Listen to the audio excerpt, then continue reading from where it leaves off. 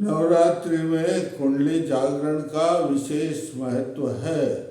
इन दिनों में इस दिन ऋषि मुनि और अमीर लोग भी इसकी साधना करते थे और उन्हें सफलता प्राप्त होती थी। इसमें मन जो है सहस्रार में लगा रहता है। सहस्रार मोक्ष का प्रतीक है।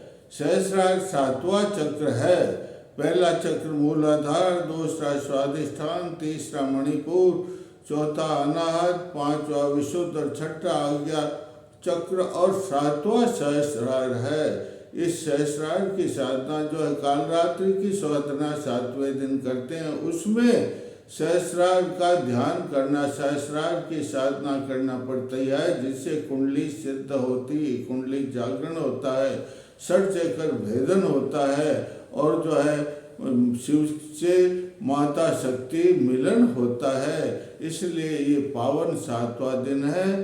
कालरात्रि भयंकर दिखाई देती है, लेकिन ये शुभंकर है, इसलिए इसका नाम शुभंकरी भी है। देखो, इसमें साधना की जाती है कुंडली जागरण की। किसकी? कुंडली जागरण की साधना। सहस्रार इसका क्यों नाम है कि जो सहस्रार है सहस्रदल पद में, देखो ये सहस्रार है ना, यहाँ कहाँ पर बता देता हूँ स्थिति। ये जो है आज्ञा चक्र है। आज्ञा चक्र से ऊपर बिंदु चक्र, बिंदु चक्र के ऊपर अर्धेंदु, अर्धेंदु के ऊपर नादांत, नादांत के ऊपर शक्ति चक्र, शक्ति चक्र के ऊपर उन्मनी, शमननी, शमनी और उसके ऊपर सहस्रार। ये इतना जो इतने द्वार आज्ञा चक्र से इतने अवरोध को पार करके जो ये सब द्वार हैं, इनमें ताले लगे हुए हैं और साधना से इन तालों को खोलना पड़ता है और आज्ञा चक्र से रास्ता सीधा सहस्रार में जाता है। ये जो है सहस्रार ब्रह्मरंध्र में, किसमें? ये ब्रह्मरंध्र है ना, ये स्थान ब्रह्मरंध्र। यह शंखनी नाड़ी, शंखनी नाड़ी के सबसे ऊपर का भाग जिसमें ब्रह्मरंध्र है, और ये ब्रह्मरंध्र है। इस ब्रह्मरंध्र में सहस्रार स्थित है। ये देखो, इस सहस्रार के अंदर, ये ब्रह्मरंध्र के अंदर जो सहस्रार, इसमें एक गोल चक्र होता है, उसके अंदर त्रिकोण होता है। उस त्रिकोण के अंदर जो है ये एक बहुत सूक्ष्म नाड़ी समान नाड़ी है, उसमें जो है अमा कला और निर्माण कला स्थित है। कौन सी कला? अमा कला, 16वीं कला और 17वीं कला, निर्माण कला स्थित है। देखो, इसमें कितने दल होते हैं? इसमें जो है पूरे 1000 दल। कितने दल?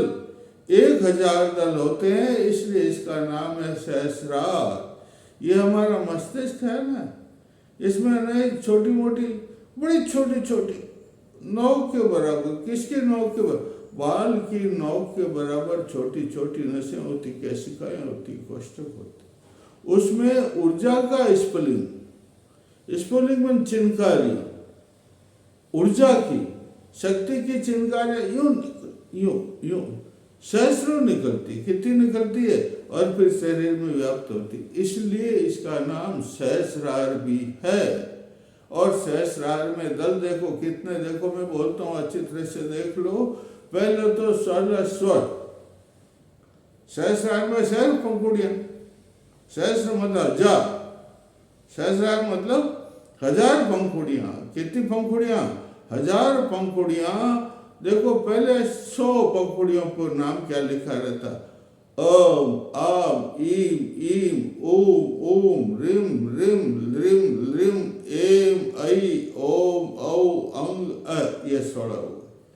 उसके बाद में कंग, खंग, गंग, गण, ड, चम, छम, झम, झम, यम, टम, ठम, डम, ढम, नम, तम, थम, दम, धम, नम, पम, फम, बम, भम, मम, यम, रम, लम। ये हो गए 50, 16 और ये कुल मिलाकर हो गए 50। 50 को 20 से गुणा, ये 20 घेरे हैं ऐसे। कितने? इसमें 20 घेरे हैं इसके, जिसके ऊपर ये सब लिखा हुआ होता है, और उनको जो है ये 50 है, 50 के ऊपर ये लिखा हुआ होता है, और उसको 20 से गुणा, कितने से गुणा करें तो 1000 हो जाता। कितने से?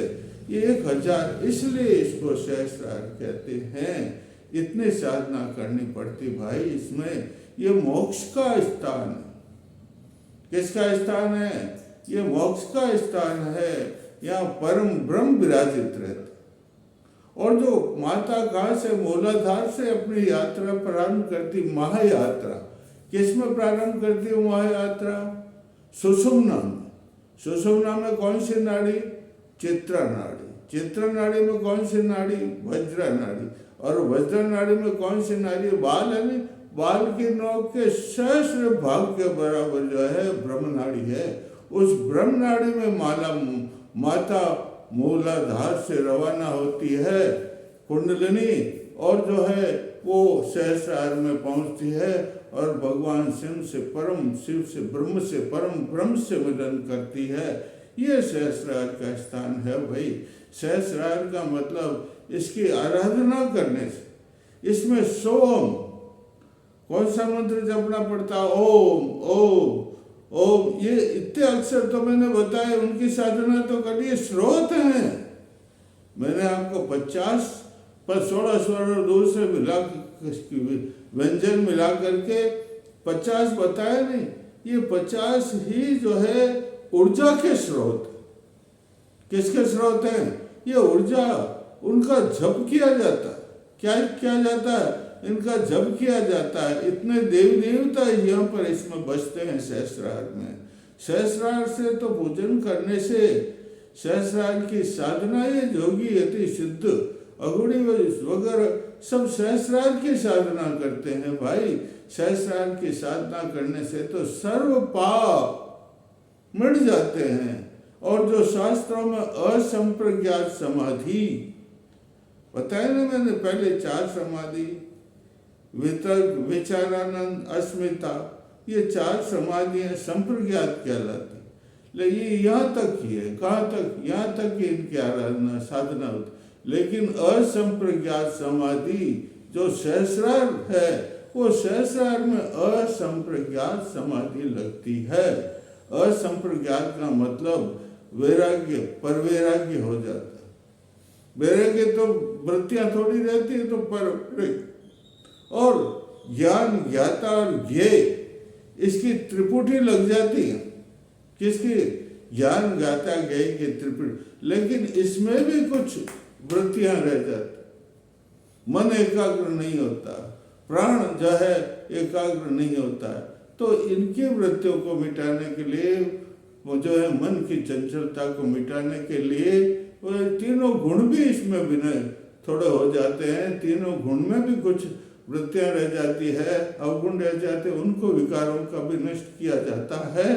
और द्वैत, द्वैत का मतलब परमात्मा और आत्मा, इनमें भेद कहते हैं नहीं है। विवेक ख्याति समाधि जिसमें भेद बता, वो भी इसमें नष्ट हो जाए।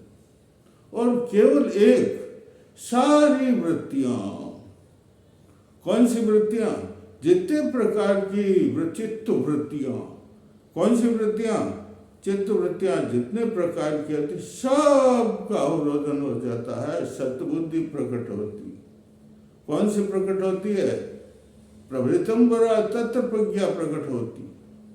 और वो रितंबरा तत्व प्रज्ञा सत्बुद्धि सारी वृत्तियों को तो रोक देती, और स्वयं भी जो है निरोध हो जाता है उसका भी।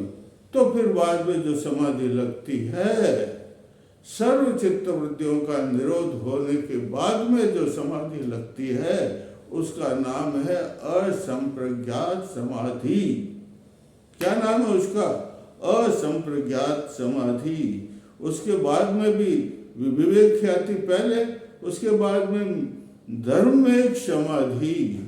इसको विवेक ख्याति को परसंख्यान समाधि भी कहते हैं। तो इसकी धर्म में समाधि, और उसके बाद में जो है स्वर्ग मोक्ष मिलता है इसमें। किसमें? सहस्रार की साधना जो साधक करते हैं, उनके, और जो माँ कालरात्रि की साधना करते हैं तो कालरात्रि तो परम प्रसन्न हो जाती। नाम तो कालरात्रि है, लेकिन वो तो शुभंकरी है। उसकी साधना करने से शुभ फलदायक मिलता है। और जो पाप हैं, हमने जो पूर्व जन्म में, इस जन्म में जो पाप किए हैं, वो सब विनष्ट हो जाते हैं और शुभ फल होता है।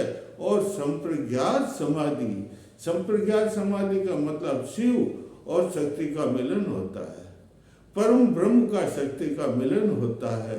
और जो है साधक को मोक्ष प्राप्त होता। साधक की दो इच्छाएं होती हैं, एक तो सिद्धियां, सर्व सिद्धियां तो उससे प्राप्त हो जाती, क्योंकि इस यात्रा में ये 6 चक्र तो पार करने ही पड़ते हैं, तब कहीं जाकर के आज्ञा चक्र का वो सहस्रार का रास्ता प्राप्त होता। तो सिद्धियां तो अपना, सिद्धियां तो साधक के चरण कमल को धोती है, और ये दिव्य दृष्टि भी उसको मिल जाती है, भूत भविष्य वर्तमान का उसको ध्यान भी हो जाता है, और सर्व पाप विनष्ट हो जाते हैं, और मोक्ष का निर्माण। अमा कला है इसमें। कौन सी कला है इसमें? अमा कला है इसमें, जो है निर्माण कला है। देखो इसमें लिखा हुआ है सहस्रारे सहस्रदल पद में। कितने पद में है सहस्रार में? पंखुड़ियां कितनी है कमल की? 100। कितनी? 1000। कितनी? 1000 के ऊपर ये लिखे नाम, अ से लगा करके ई, अ आम ईम ईम ऊम ऊम रिम रिम रिम रिम एम ऐ ओम वंग कं खंग गड़ चं चं जजय टम टम डडन तम तम ददन पम पम बम लम शब्द ये। और फिर जो है सहस्रारे सहस्रदल पद में विसर्ग यंत्रे बिंदु वाहने, और उसके बाद में देखो पूर्ण चंद्रमंडल है। ये चंद्रमंडल कहलाता। पूर्ण चंद्रमंडल, जो पूर्णिमा का चंद्रमंडल होता है, गोल मडोल, और जिसकी सहस्रों क्या लक्ष लक्ष कोटि कोटि चारों ओर प्रकाशित होती पूर्ण चंद्रमंडल है। आनंद महासागर। कौन सा सागर? ये सहस्रार रूपी ये चक्र में आनंद का महासागर। किसका महासागर? आनंद का महासागर लहरता है, उसमें साधक गोता लगाता है। आनंद महासागर चिन्मय मणि रूपी। और दीप कौन सा है? सागर में दीप भी तो होगा नहीं, दीप चिन्मय मणि दीप। और उसमें चिन्मय मणि दीप में सहस्रार मणि मंदिर है, मणि मंदिर है। और उस मणि सहस्रार मणि मंदिर में क्या है? कल्प वृक्षादि स्थले। अरे स्वर्ग में कल्प वृक्ष का नाम सुना नहीं?